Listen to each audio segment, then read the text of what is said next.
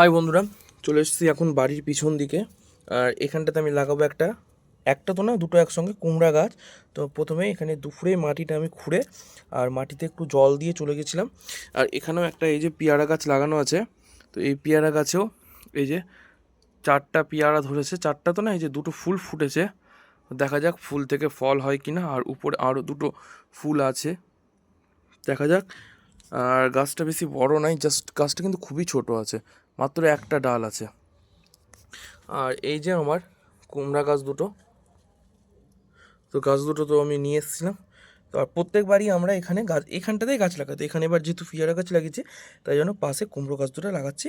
তো গাছ দুটো লাগিয়ে নিই, তারপর তোমাদেরকে দেখাচ্ছি। তো এই যে আমার গাছটা লাগানো হয়ে গেল। এবার গাছটাতে হালকা করে জল দিয়ে দেবো।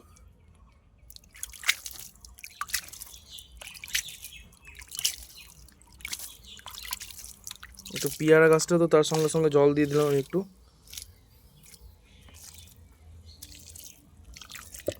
কুমড়া গাছের পাতাটার উপরে দিয়ে দিলাম, যেহেতু সকালবেলাতেই কুমড়া গাছটা নিয়ে আসা হয়েছিল। আর সকালে যেহেতু রোদ প্রচণ্ড ছিল তাই গাছটা লাগাইনি, তো গাছটা এখন লাগিয়ে দিলাম। আর তার সঙ্গে সঙ্গে আমি পেয়ারা গাছটা তো জল দিয়ে দিলাম, পেয়ারা গাছের গোড়ার সাইডটা তো জল দিয়ে দিলাম। আর কুমড়া গাছ লাগালে কিন্তু সবথেকে বেশি যেটা মাস্ট দিতেই হবে সেটা হচ্ছে একটা কমচি।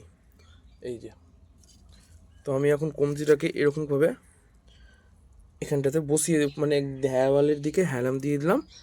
আস্তে আস্তে এখানে একটা বড় কমচি দিবে, আর দিয়ে এখান দিয়ে এই টালির উপরে উঠানো হবে। আর এটা হচ্ছে আমাদের খড়ি ঘর পিছনে।